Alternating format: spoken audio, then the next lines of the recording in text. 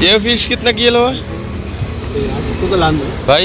ये कितना किलो? 600 रुपये किलो। 600 रुपये, এটা 600 रुपये किलो, ওইটা একটু সাইজ ছোট, ওইটা 500 रुपये किलो। শুভ সকাল। আজকে একটু আর্লি শুরু করেছি আমি, কারণ আজকে কিছু স্পেশাল বিচ দেখতে যাব। তো চলুন আজকের দিনটা শুরু করি।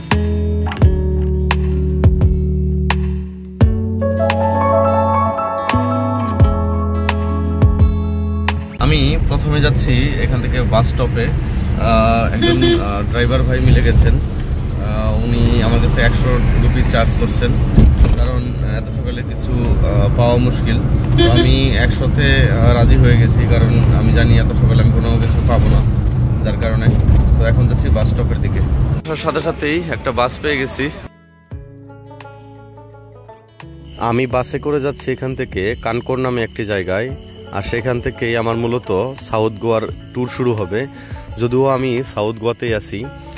আমি এখন যে বাসটিতে আছি সেই বাসটি একটি ইলেকট্রিক এসি বাস। মোটামুটি 55 মিনিটের একটা বাস জার্নি শেষে আমি এখন আছি কানকোর নামে একটি বাস টার্মিনালে। আমার যে ডেস্টিনেশন সেখানে যেতে আরেকটা বাস ধরতে হবে, মোটামুটি 15-20 মিনিট সময় লাগবে এখান থেকেও।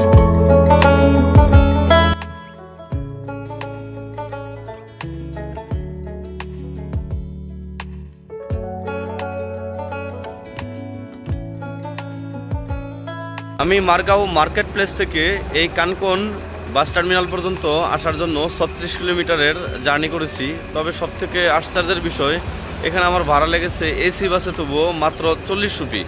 আপনি আমার পেছনে যে ব্যাকগ্রাউন্ড দেখতে পাচ্ছেন, একটা মোটামুটি পাশে একটা পাহাড়ি এরিয়া। তো আসলে এখানে দৃশ্যটাও খুবই দারুণ। আর মোটামুটি এখন 8টা বাজে, সূর্য उठছে। ये फिश कितना किलो है भाई? ये कितना किलो? 600 रुपये किलो। 600 रुपये, এটা 600 रुपये किलो, ওইটা একটু সাইজ ছোট, ওইটা 500 रुपये किलो। পালোলেম বিচ যাওয়ার জন্য আমি যে বাসটি খুঁজছিলাম সেই বাসটি ছাড়তে অনেক দেরি হবে, তাই হেঁটে একটু এগিয়ে সামনে চলে যাই আমি। আর এখানে একটি মাছের বাজার দেখতে পাই। कोलकाता की तरह यहाँ पर पीस करके मछली चाहते हैं, अगर इस वाला पीस चाहते हैं ये दे सकती है? अगर हाफ फिश चाहिए कोलकाता की तरह? नहीं, मुझे जस्ट जानना है।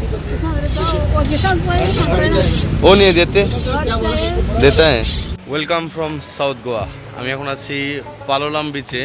মোটামুটি লম্বা চূড়া একটা বাস জার্নি শেষে আমি এখানে এসে পৌঁছাইছি, এবং পৌঁছানোর পরে আমার মনটা অবশ্যই অনেক ভালো হয়ে গেছে।